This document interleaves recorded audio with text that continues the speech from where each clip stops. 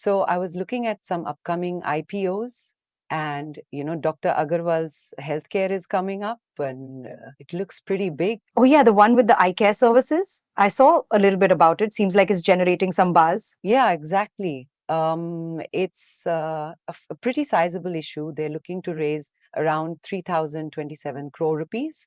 Wow, that's significant, especially considering it's a mix of a fresh issue and an offer for sale. Like a good chunk of it is already owned. Right. There's a fresh issue of about 300 crore rupees, and the rest is an offer for sale from existing shareholders. So, what do you think about the price band? It's set at 382 to 402 rupees per share.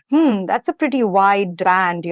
But I guess it gives them some flexibility. It also means that the minimum investment for retail investors is around 14,070 rupees, given the lot size of 35 shares. Yeah, that makes sense. And the IPO dates are from January 29th to the 31st of January. So that's when folks can subscribe. Okay, so it's not too far away. They're also planning to list on both BSE and NSE around February 5th, which is nice for liquidity. Exactly. It's interesting that the company offers a range of services, not just surgeries. It also includes consultations and even selling optical products like, glasses and contact lenses. It's good to see a full service approach. I mean, it gives them a diversified revenue stream. So that's a positive thing, I think. Definitely. And they also claim to have 737 doctors across their facilities. So that's quite a network. Yeah, the scale is definitely impressive. They also mentioned doing over 220,000 surgeries in a 6-month period, which is a pretty large number. Right. And it's all happening across 193 facilities in 14 states and 4 union territories. So they've got a wide reach. It's interesting to see that they've adopted a hub and spoke model, which is kind of like, a central point and then a lot of, smaller outreach. That's a very efficient way to run operations, I think. It makes sense for healthcare. Now, the company seems to be using a chunk of the funds for debt repayment, around 195 crore rupees. Yeah, that's a pretty common move. Reducing debt is always a good sign for investors. It means that less of their money goes to interest. Right? And the rest is for general purposes and some unidentified acquisitions, which is a bit vague, but, common. It is, they are obviously keeping their cards close to their chest there. But looking at the financial, they seem to be growing. Revenue went from 713 crore rupees to 1,376 crore rupees, though the profit after tax also fluctuates a little. Yeah, those revenue numbers are encouraging, though you're right, the profit numbers do jump a bit. I mean, they're up and down.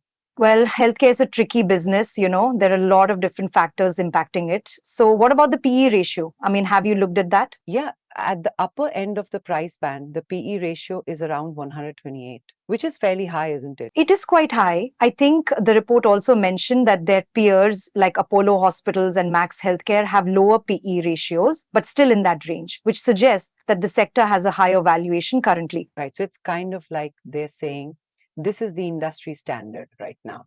It's interesting, though, that, the promoters own a significant portion before the IPO, around 37%. That's a decent stake. And after the IPO, it will be slightly lower.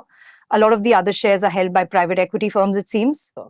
So it's not just the company going public, it's also some of the private equity guys cashing in, so to speak. Exactly. It's, a good way for early investors to realize some returns on their investment, I guess. So, I mean, what do you make of it overall? Is it something that you might be interested in? Well, it has its positives like a strong market presence, diverse revenue streams, and that hub and spoke model. The negatives are the high PE ratio and the fluctuations in profit figures.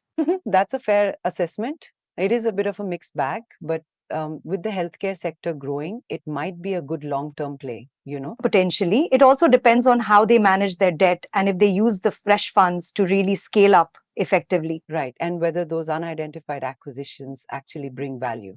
So lots of ifs, but hey, that's the IPO game, isn't it? It is. And speaking of the IPO game, if you're finding this discussion helpful and informative, don't forget to like, share, and subscribe to our YouTube channel for more IPO analysis and market insights. Totally. And it looks like, they have reserved a good portion for retail investors, like 35%.